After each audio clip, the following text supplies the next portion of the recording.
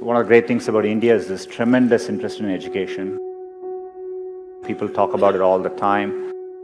Most parents aspire for this for their children. And so I think it's a great foundation we have as a country.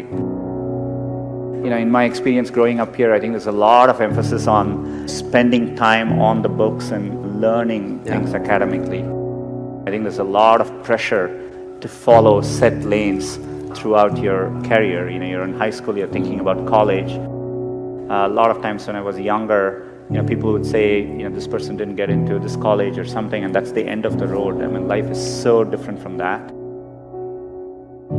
I get surprised people start preparing for IIT in their 8th grades. That's a bit shocking to me. I get very surprised people come to IITs and immediately they are thinking about IIMs and so on.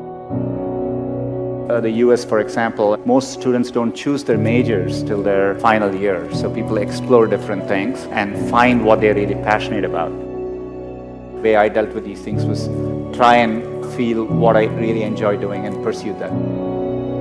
I would do what feels something like you like spending time on. I would use that as a yardstick and not feel the pressure to do what others are telling you to do. I've always wanted to work on computing, build computing products. The thing which still keeps me going is the desire to build products which will be used by billions of users and makes a difference for them.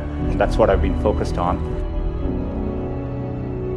It doesn't need to be even in engineering. There are many, many different ways, and you will see this later in life. People do well from all walks of life. I think education needs to evolve and change just like with everything else. Getting into an elite institution doesn't guarantee success. It matters a lot, but it doesn't guarantee success. I would like to see people value creativity, value experience of doing things, taking risks. It is important to be well-rounded. I would encourage people to try different things, take some risks, follow their passions a little bit more, enjoy what you're doing. And what matters most is loving what you're doing and trying to do well at it. So I think if you follow your heart and do what you like, you will always do much better. It's worthwhile taking risks and trying to do something you're really excited by. And if the first attempt you don't do it, you can try again, and things tend to work out in the long run. If you work on really difficult things, you're better off because you have no competition. Others aren't working on that difficult a problem. Even if you fail, you end up doing something great in the process. You want to aim high enough that you fail a few times. I think that's the natural part of the process. Setbacks actually don't matter. In Silicon Valley, part of the reason so many people start up a company is starting up a company and even having failed, you can wear it like a badge of honor. And I think that's important. Culturally, risk is rewarded.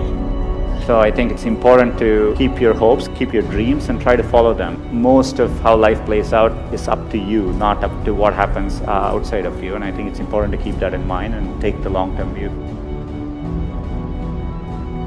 Some point in your life, you have to work with people where you feel a bit insecure, because that means you're working with people who are better than you and who are pushing you. If you actually feel very secure in what you do, it means you're doing something comfortable and you're not pushing yourself. There are many, many times I felt working with people in a group, am I doing enough? These people seem much better than me, and I think it's an inherent part of learning. And as a leader, I think it's really important to build organizations where people actually want to work together and trusting them to doing the right thing. And as a leader, it's less about trying to be successful and more about to make those people successful. I'm absolutely, with full certainty convinced that India will be a global player in the digital economy, and it'll be competitive with any country in the world.